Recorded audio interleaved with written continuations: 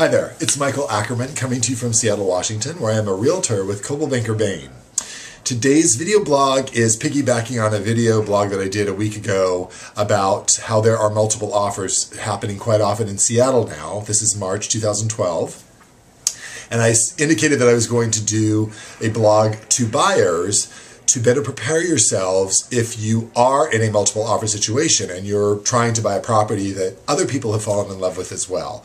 So here are some things that you can do. The first thing, all these things really are about getting your ducks in a row and setting yourselves up for success. Because if you do all these items and you don't get the house, at least you knew you did everything you could in your power to get the home, and somebody probably just offered more money. So the first thing you should do is about financing. If you don't have all cash, which a lot of people don't, and you are getting financing for the purchase, you definitely want to get pre-approved with your lender.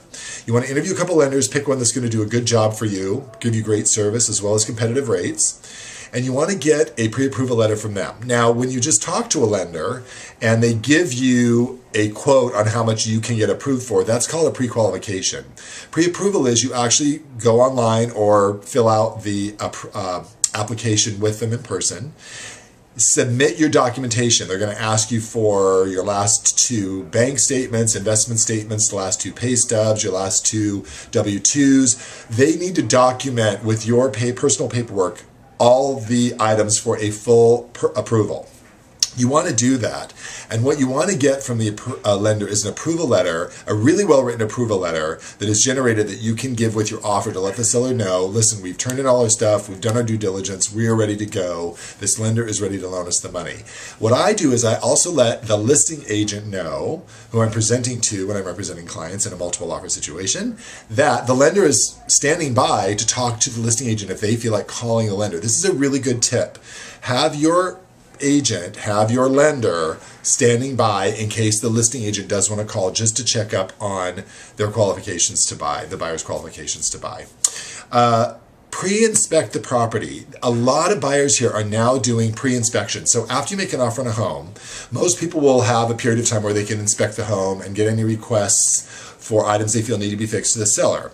Most people now are getting very competitive and they're pre-inspecting the home. So before they make their offer, they're hiring an inspector, and the inspector is going through the house with them and letting them know what is good, what is in need of maintenance, what might need repair, and the buyers can decide, do we want to move forward and not ask the seller for anything? Do we want to move forward and ask for a few items in our offer? Traditionally, the cleaner your offer, the better. Most often than not, when buyers pre-inspect, they're going to be comfortable enough with the quality of the home as is to go ahead and make their offer. But at least you know what you're getting. You also really want to do a sewer scope inspection, because a lot of times a seller will not know if there's a crack or break in the sewer line. And that's good for you to know as buyers, just to arm yourself with as much education when you're going in and making your offer as possible, because you don't want that to come up as an unpleasant surprise later. So pre-inspect, because for the sellers, they'll know that the offer is what the offer is and you're not going to go back and renegotiate for items later. It puts you in a really good position. Have your agent write a really, really clean offer and write a good offer. So the seller just doesn't look at price. They will also look at how soon it can close, how much of a down payment you're putting down, how much earnest money you're putting down, and a note to go back to. If you don't have a chance to do a pre-inspection, this is a really good tip.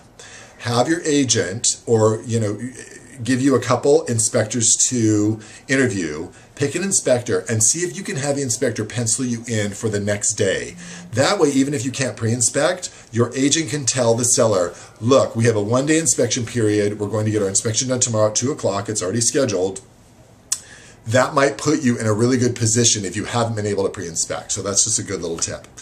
Write a letter to the sellers. Don't make it too goopy or schmaltzy, but just let them know why you love the home, why you fell in love with it emotionally, why it attracted you, because you want them to think of you as a person and not just a number on a piece of paper. So that's really important.